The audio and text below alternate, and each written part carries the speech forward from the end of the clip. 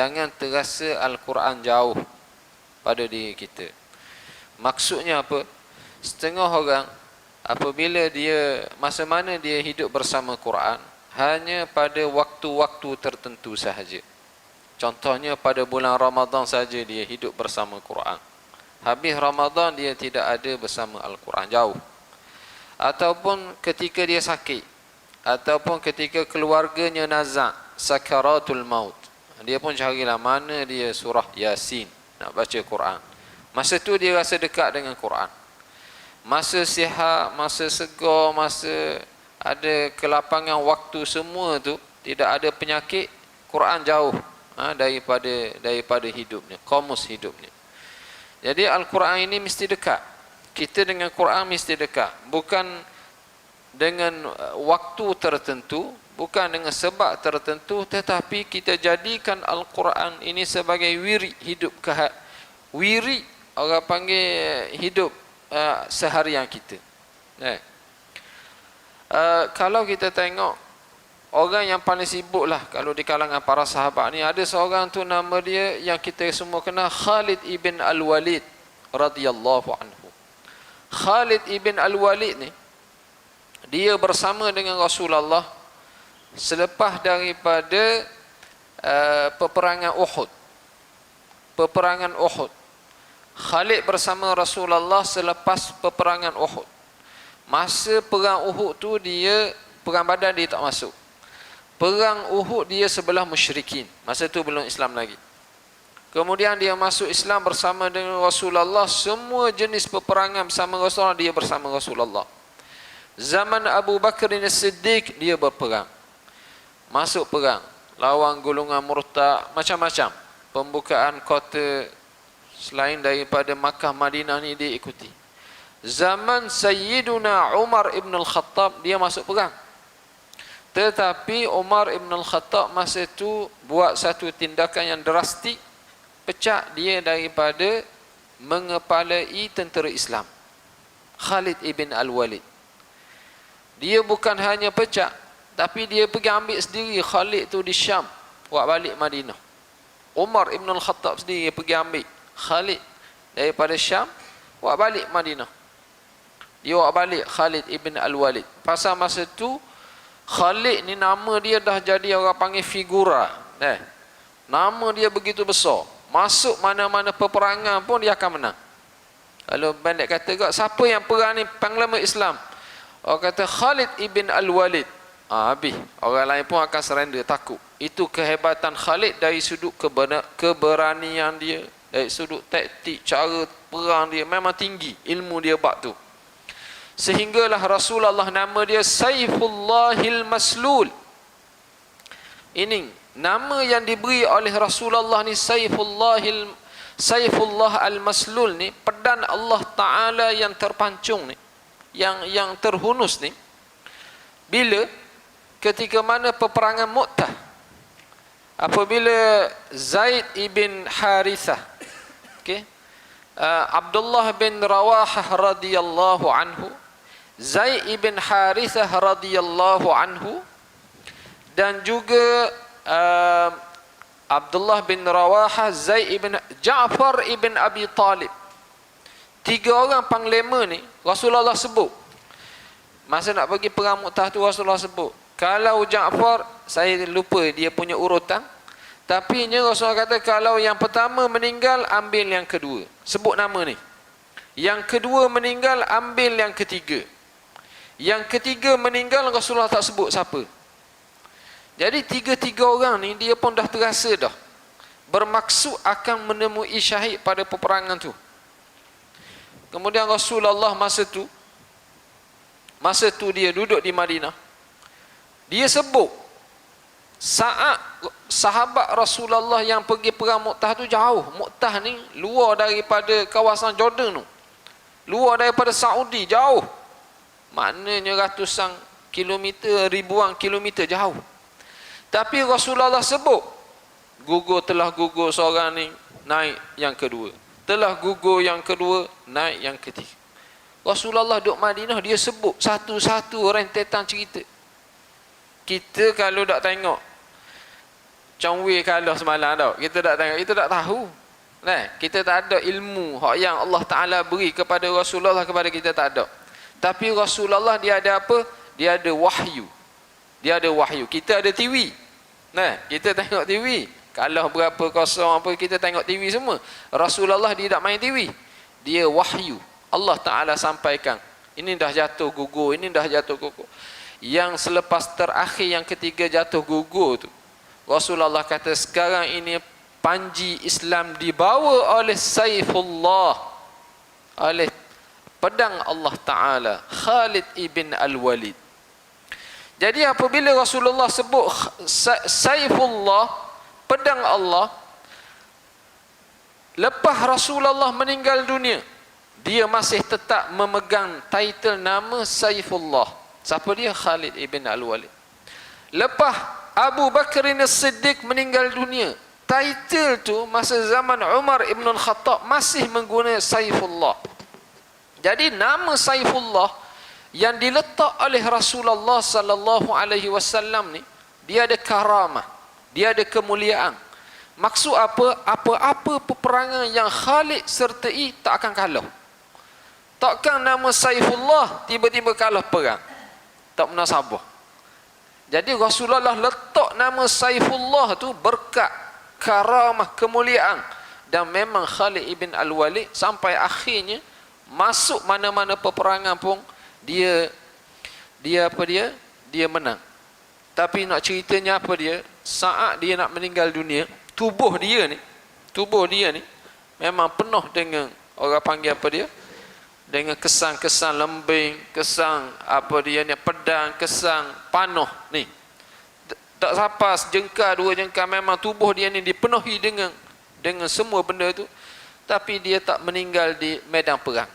Ini pun satu karamah kenapa Rasulullah nama dia Saifullah. Dia tak akan mati syahid sebagaimana apa dia ni Hamzah, sebagaimana orang-orang lain, tapi dia meninggal dunia di atas katil sahaja. Di atas katil. Saya nak ceritanya ialah saat dia nak meninggal dunia tu, dia menangis. Dia tengok Quran, dia menangis. Dia kata, wahai Quran, kitabullah, aku sebenarnya terlalu sibuk dengan jihad sehingga lupa untuk membaca. Tak ada masa, bukan lupa, tak ada masa nak baca kamu. Aku sibuk dengan jihad kerana sampai tidak ada masa nak baca kamu. Dia menangis, menyesal. Dia rasa menyesal sebabnya tak baca Quran banyak, dengan sebab dia sibuk dengan, bukan sibuk main Facebook dengan Twitter ke apa ke Instagram, bukan. Dia sibuk dengan jihad. Jihad tu banyak dah kelebihannya. Jihad tu kelebihan dia banyak dah. Dari sudut Allah Ta'ala jauhkan daripada api neraka, dari sudut banyak pahalanya, semua peluh yang jatuhnya, debu-debu yang terlekat pada tubuh badannya, jaga waktu malamnya, bunuh, semuanya itu ada pahala-pahala yang Allah Ta'ala dah sediakan. Tapi dia masih lagi menangis masa tu. Dia kata, kami terlalu sibuk dengan jihad, wahai Quran, sehingga tak boleh nak baca kamu. Allahu Akbar. Jihad, bahasa Arab, kalau al-jihazu itu handphone, gadget. Ada. Jadi ulama mutaakhir ni dia kata, kalau Khalid ibn Al-Walid, dia kata kami sibuk dengan jihad, tak baca kamu. Orang Islam akhir zaman ni bukan sibuk dengan jihad, tapi sibuk dengan jihaz. Jihaz ni sibuk dengan apa? Gadget. Handphone, iPhone, Samsung, benda-benda macam tu. Sibuk dengan benda tu sehingga dia tak boleh membaca Al-Quran setiap hari. Okey? Jadi cuba kita renungkan bagaimana orang zaman salafun salih, sahabat, para tabi'in, memang dia tengok kepada Quran ni, dia rasa hebat. Salahuddin Al-Ayyubi, malam ni kita mukaddimah dulu dah. Salahuddin Al-Ayyubi begitu juga. Salahuddin yang membuka kota Baitul Maqdis.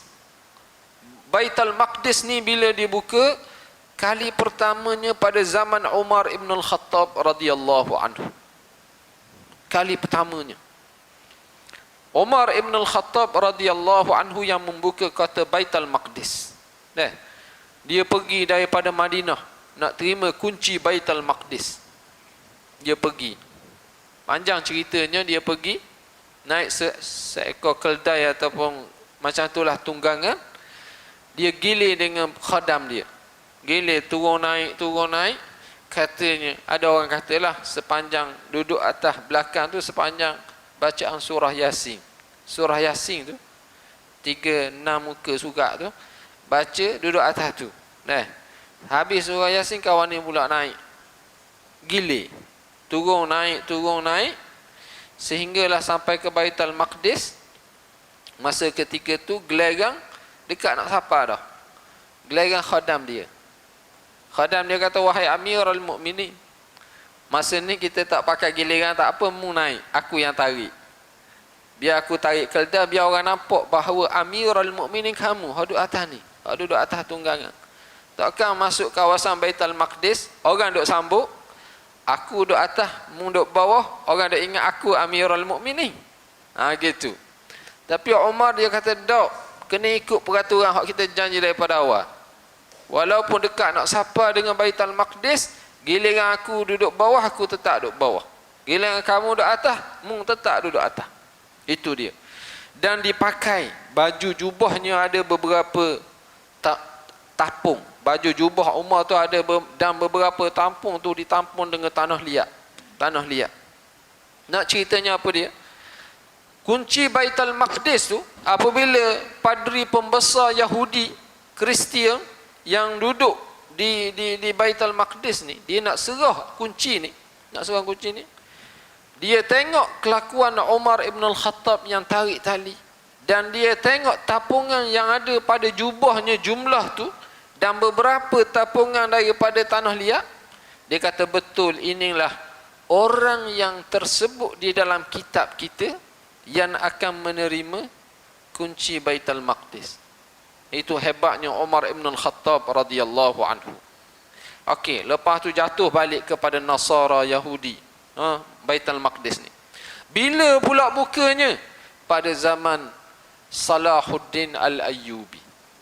Salahuddin Al-Ayyubi sekitar 589, 588, 80-an gitu, 580 Hijrah. Dia punya waktu tu ratusan tahun pula, puluhan tahun pula jatuh kepada tangan Yahudi dan Nasara ni. Masa ketika tu siapa yang membukanya? Salahuddin Al-Ayyubi, seorang panglima Islam yang terkenal. Dekat nak meninggal dunia dia ni, dia banyak pensang. Dia banyak pensang. Penyakit dia muda, 50-an umurnya. Dia terkejut sekejap, lepas tu dia pensang. Terkejut pula pensang, macam tu. Tetapi dia arahkan salah seorang daripada qari Al-Quran supaya selalu membaca Al-Quran kepadanya. Bagus dia. Dia ni sibuk, tetapi dia ni ada satu orang panggil akhlak, tingkah laku yang baik. Dia suka dengar Al-Quran. Ada seorang qari ni katanya Syekh Ja'far, nama dia Ja'far ataupun Abu Ja'far. Qari ni baca Al-Quran, baca suratul Hasyr, baca daripada awal sampai habis Quran, baca ulang-ulang. Dia walaupun dalam keadaan pensang, dalam keadaan sedar, dia minta orang ni baca Quran. Qari ni wa huwar rahim wa huwar rahmanur rahim. Masa qari tu baca wa huwar rahmanur rahim, dia terkejut daripada pensang. Dia terkejut. Wallahu alladhi la ilaha illa huwa alimul ghaibi wasyahadati huwar rahmanur rahim. Dialah Allah Ta'ala yang tahu, ilmu alam yang gaib dan alam syahadah, dan dia adalah yang maha pengasih lagi maha pemurah lagi maha mengasihani. Dia terkejut dengar qari baca huwar rahmanur rahim. Dia angkat tangan, dia kata, haqqan, benar bahawa Allah Ta'ala amat pemurah dan Allah Ta'ala amat pengasihani. Dia kata macam tu. Dia kata huwar rahman, betul. Allah Ta'ala maha pemurah dan dia maha pengasihani. Allahu Akbar. Jadi ni nak ceritanya bahawa Quran ni kita kena duduk dekat dengan dia. Kena duduk dekat dengan maksudnya. Bukan kita beli banyak-banyak Quran, tapi kita cuba baca, tadabbur maksud dan makna Al-Quran. Jadi saya untuk malam ni nak sentuh sikitlah tentang ayat-ayat Al-Quran ni. Allah Subhanahu wa taala antara lainnya permulaan suratul Baqarah. Suratul Baqarah Allah Taala sebut ayat yang pertama tu apa dia? Alif Lam Mim. Okey, alif, lam dan mim. Dalam Al-Quran, alif, lam dan mim ni dia ada sebanyak 5 tempat. Itu yang saya nak sebut malam ni secara ringkas lah. Alif, lam dan mim dari sudut maksud dan makna memang tidak ada maksud dan makna. Bukan tak ada, Allah Ta'ala sahaja yang tahu apa maksud.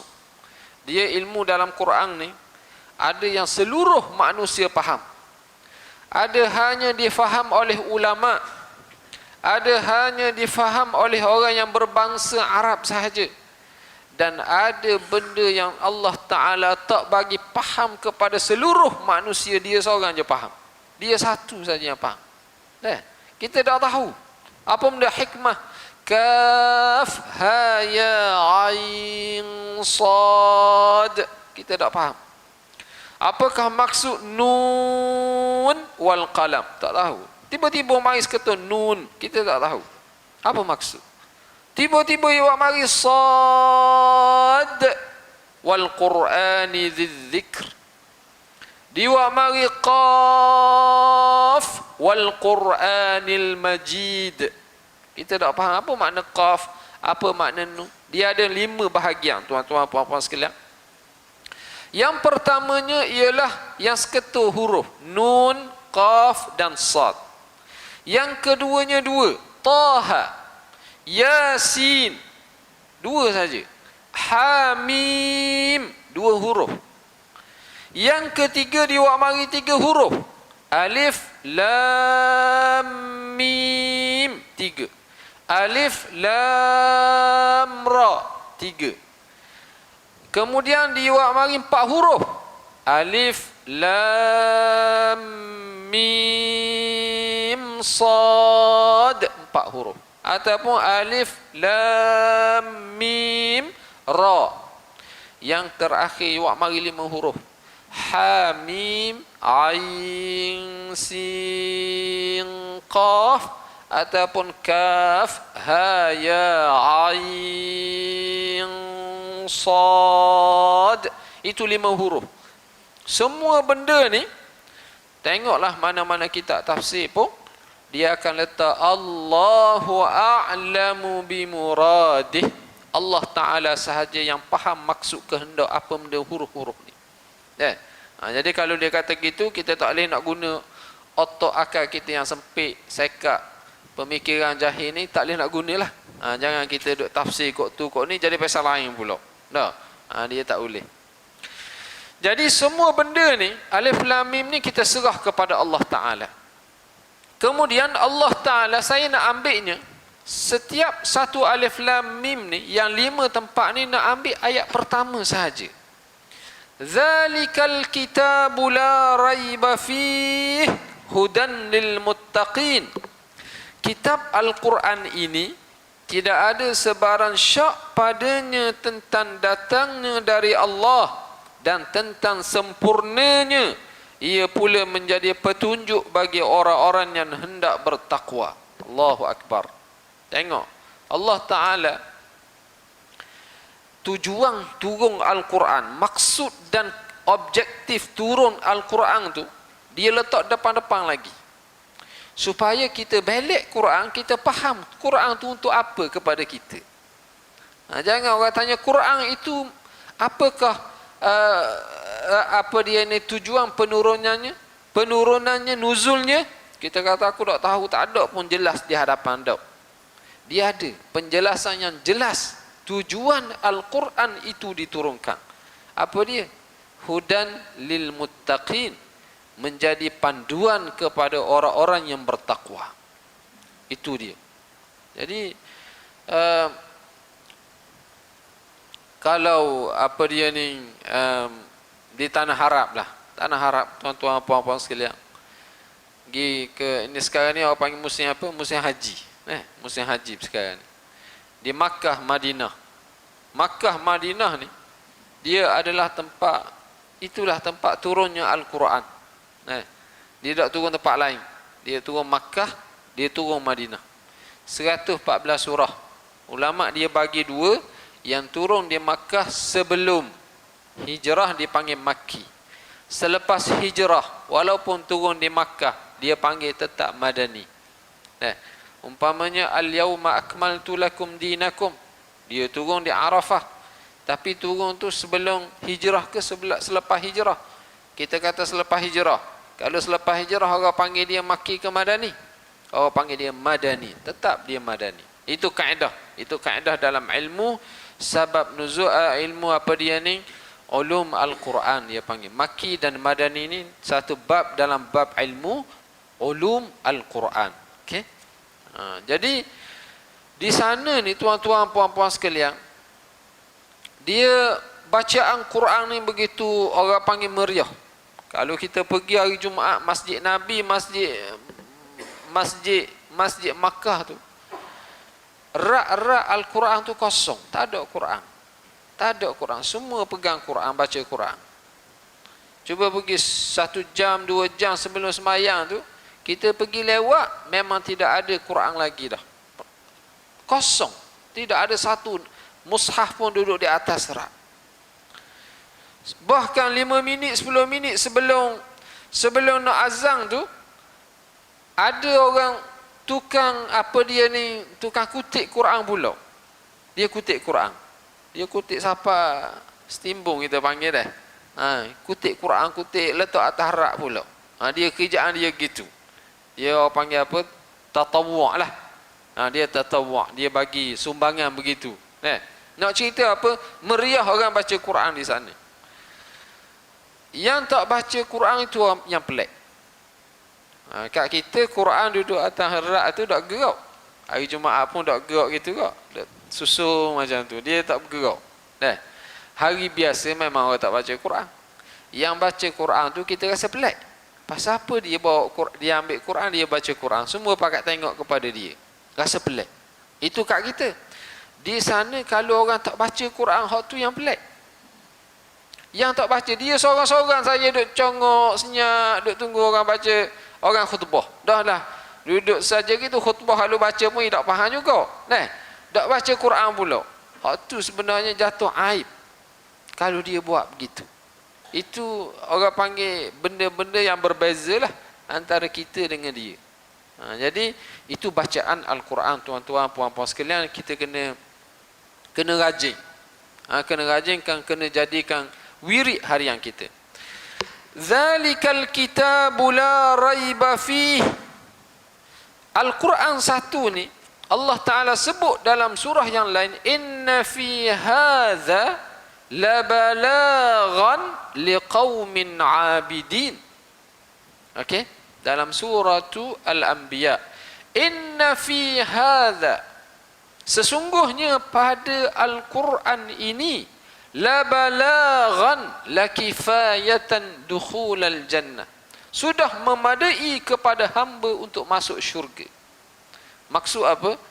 Pegang betul-betul dia, faham betul-betul apa maksud, amal apa yang ada, lepas tu tadabbur maksudnya, itu memadai seseorang untuk masuk dalam syurga.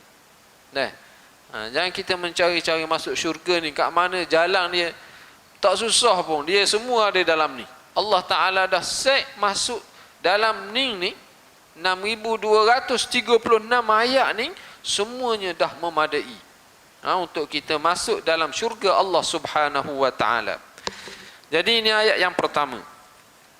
Yang kedua, tempat alif lam mim, tuan-tuan buka suratu Ali Imran. Suratu Ali Imran, surah yang ketiga lah selepas suratul Baqarah. Allah Ta'ala firman, alif lam mim, Allahu la ilaha illa huwal hayyul qayyum. Alif lam mim, Allahu la ilaha illa huwal hayyul qayyum. Dia macam kepala ayat kursi. Ayat kursi, la ta'khudhuhu sinatun wala naum, lahu ma fis samawati wa ma fil ard, man dalladhi yashfa'u 'indahu illa bi'idnih, sampai ke wala ya'uduhu hifdhuhuma wa huwal 'aliyyul 'azim. Itu dalam suratu Al-Baqarah. Jadi Allahu la ilaha illa huwal hayyul qayyum. Allah Ta'ala itu tiada Tuhan yang berhak disembah melainkan Dia yang tetap hidup. Al-Hayyu ni yang maha hidup, yang tetap hidup. Al-Qayyum yang kekal selama-lamanya mentadbirkan sekalian makhluknya. Allahu Akbar. Allah Ta'ala dia sebut dalam surah Al-Fatihah, Alhamdulillahi Rabbil Alamin, Tuhan semesta alam, Tuhan sekalian alam. Dia bukan Tuhan tuang saja, tapi dia cipta. Bukan dia cipta dia lepas tangan. Dia cipta dan dia tadbirkan pula dunia ini. Maknanya dia buat benda yang begitu perfect. Kita tengok dalam surah Al-Mulk, walaqad zayyana alladhi khalaqa sab'a samawatin tibaqa ma tara fi khalqir rahmani min tafawut. Allah Ta'ala, tabarakalladzi biyadihil mulku wa huwa ala kulli syai'in qadir, alladzi khalaqal mauta wal hayata liyabluwakum ayyukum ahsanu amala wa huwal azizul ghafur. Allah Ta'ala sebut alladzi khalaqa, dia yang mencipta hidup mati untuk bagi ujian kepada kamu siapakah yang paling baik amalannya, dan dia maha berkuasa lagi maha pengampun. Alladzi khalaqal mauta wal alladzi khalaqa sab'a samawatin tibaqa, dialah yang mencipta 7 lapisan langit. Ma tara fi khalqir rahmani min tafawut, tidak ada yang kamu nampak ciptaan Allah Ta'ala tafawut, yang ada kekurangannya, yang ada kelemahannya, tak ada. Farji'al basara hal tara min futur, cuba tengok semula, perhati acak kali, tidak ada apa-apa kelemahan ciptaan Allah Ta'ala. Dia buat memang perfect. Itu kerja Allah Ta'ala semua ni, mencipta. Nah, ini ayat yang kedua ni. Kalau kita tengok ayat ni, selepas alif lam mim, dia nak gambarkan bahawa hebatnya Allah Ta'ala yang maha hidup, yang hidup tidak mati, dan dia mencipta, mengurus tadbir seluruh apa dia alam ini. Ini yang kedua. Okey. Yang ketiga, dalam surah Al-Ankabut, juzuk yang ke-20. Juzuk yang 20. Tuan-tuan kalau ada gadget tu boleh tengok lah kan. Jangan jawab WhatsApp, group WhatsApp dah lah. Cuba tengok. Boleh buka tak? Sekarang ni kebanyakan kita ada simpan dalam tu saja.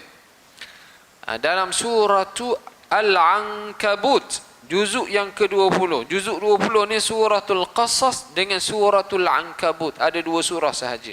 Awal dia suratul Namli. 3 lah. Allah Ta'ala berfirman, alif lam mim, ahasiban nasu an yutraku an yaqulu amanna wa hum la yuftanun. Patutkah manusia menyangka bahawa mereka akan dibiarkan dengan hanya berkata, kami beriman, sedang mereka tidak diuji dengan sesuatu cubaan. Ini dia tuan-tuan, puan-puan sekalian, kena ingat molek. Setengah orang dia baca ayat man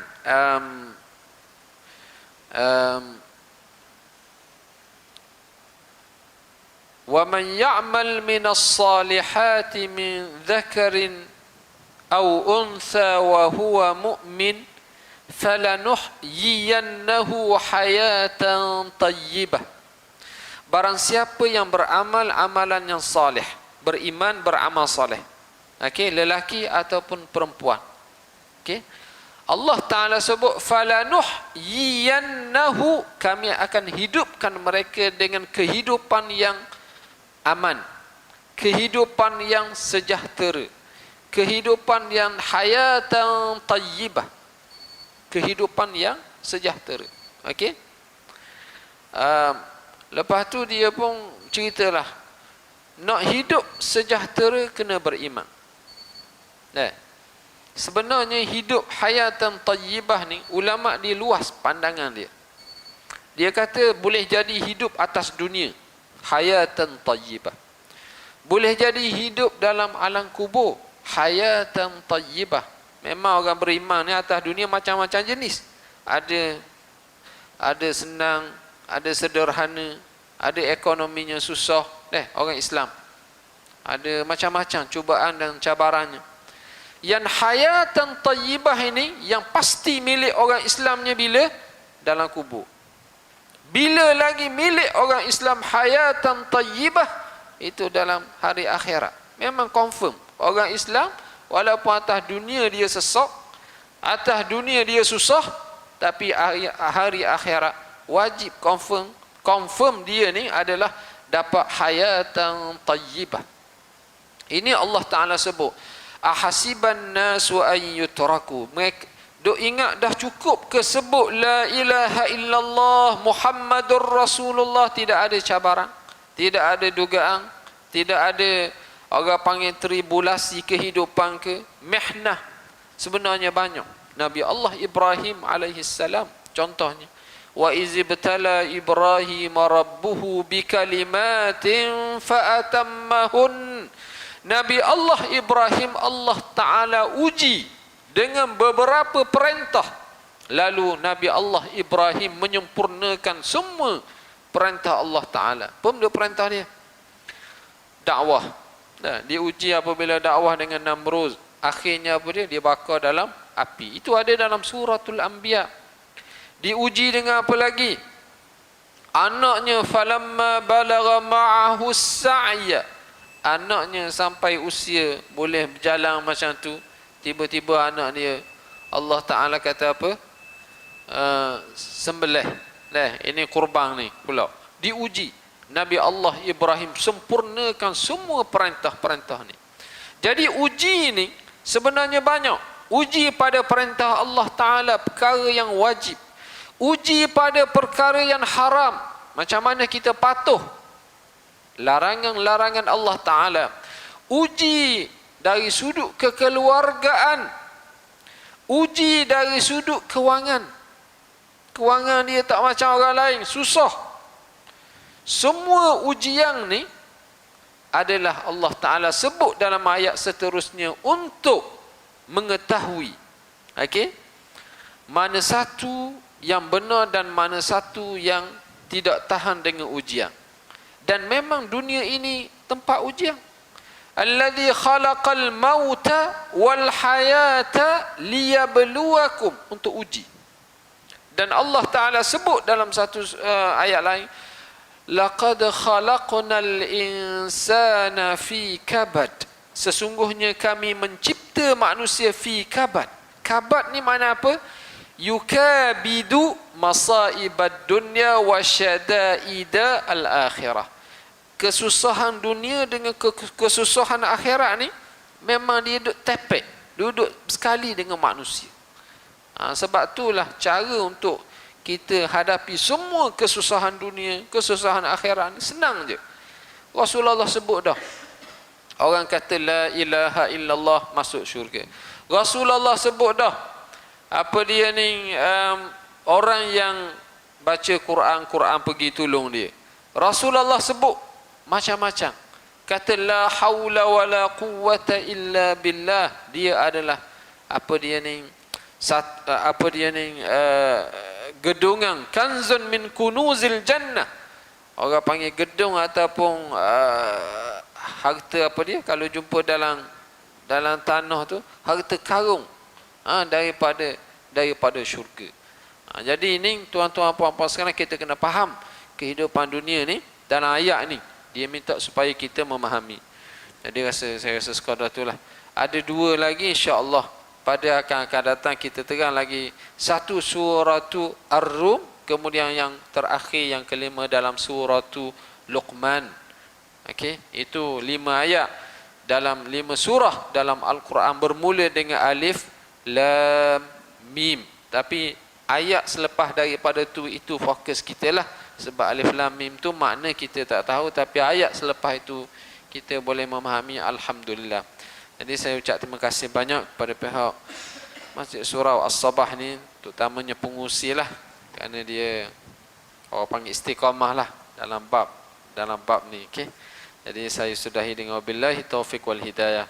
Wassalamualaikum warahmatullahi wabarakatuh. Wallahu taala a'lam.